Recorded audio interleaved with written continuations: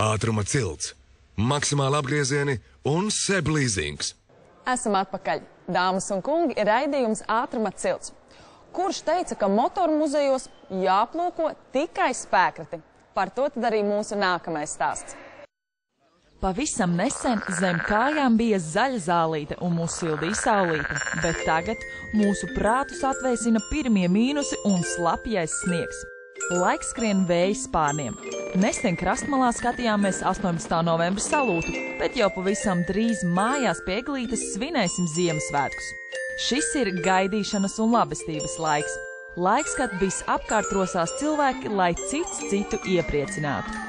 Rīgas motormuzeja Bauskas filiālē aplūkojama izstāde Ziemassvētku noskaņās.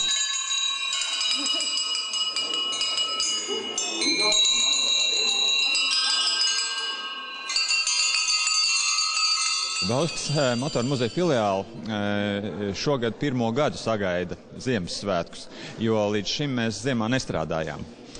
Un tāpēc līdz ar to gribējās veidot arī kādas jaunas, interesantas tradīcijas. Un kur nav jaukāka tradīcija kā Ziemassvētku svinēšana mūsu muzeja filiālē. Lūk, arī motormuzejs parūpējies, lai apmeklētājs spēkrata mājā Bauskā sajustu Ziemassvētku jauko noskaņu un aplūkotu ne tikai dzelzgabalus. Šeit atklāta izstāde Ieklausies, ieskaties Ziemassvētkos, kurā var apskatīt antīkos zvanus un vēsturiskās pastkartes. Šīs pastkartītes stāsta apmēram par to pašu laiku, par kuru stāsta mūsu senās automašīnas. Bet ne tikai. Tajos laikos, ja mēs pavērojam šīs pastkartītes, viņās ir ļoti daudz automašīnas. Automašīna tajā laikā bija kā tāds labklājības simbols. Līdzās varbūt vilcienam, kas simbolizē ceļojums, vai tām pašām cūciņām, kuras arī simbolizē tādu turību un labklājību. Automobīls bija tiešām tāds labklājības simbols. Gandrīz 100 gadus vecā zvanu kolekcija uz Bausku atceļojusi no Brīvdabas muzeja, bet pagājušā gadsimta 20. un 30. gadu pastkartes ir no motormuzeja Bauskas filiāles vadītāja Māra un citu kolekcionāru rūpīgi glabātajiem krājumiem. Pastkartītēs ir ļoti maza automašīna, kāpēc tā? Tāpēc, ka arī tajā laikā šo spēkratu nemaz nebija tik daudz, spēkratu bija ļoti maz, un vienmēr cilvēki tajos laikos arī iespēju izmantoja, ja varēja pie kāda šī spēkrata nofotografēties.